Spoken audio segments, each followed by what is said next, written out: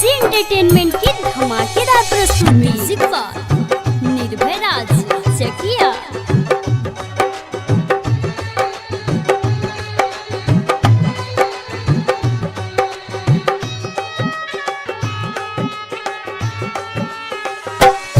प्यार हमारा से कोइला शादी दोसरा से हो, प्यार हमारा से कोइला शादी दोसरा से हो, का भइलो बाटे कमी बता दो न हो, अपने हाथ ही जहरिया पिया दो न हो, अपने हाथ ही जहरिया पिया दो न हो।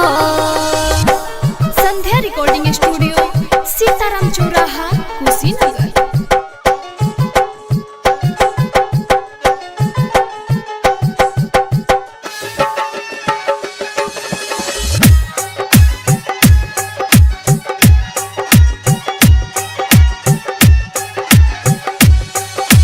म्यूजिक बाय निर्भय राज चकिया। दोसरा के नाम के तू मेहंदी रचैला, हमारा के छोरी काहे तू बेगाना भइला, हमारा के छोरी काहे तू बेगाना भइला। दोसरा के नाम के तू मेहंदी रचैला, हमारा के छोरी काहे तू बेगाना भइला।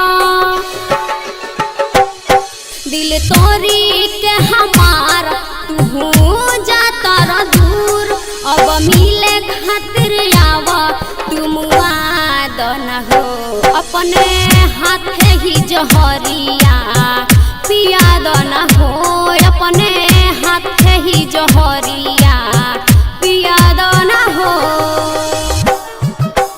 संध्या रिकॉर्डिंग स्टूडियो सीताराम चौराहा कुशीनगर।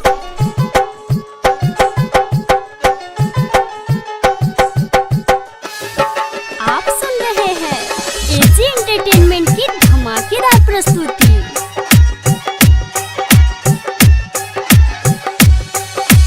म्यूजिक बाय निर्भय राज चकिया। याद सुनू के तू समझ मजबूरी, राजहर केस से ना हो भयब तू दूरी, राजहर केस से ना हो भयब तू दूरी।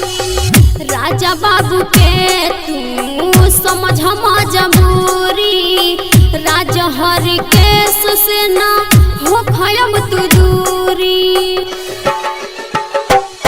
कोहे राजो भोरा सुमन दिहला ऐसन दरदिया हो, अब जियावा चाहे हमके तुम याद न हो, अपने हाथ ही जहरिया पिया दो न हो, अपने हाथ ही जहरिया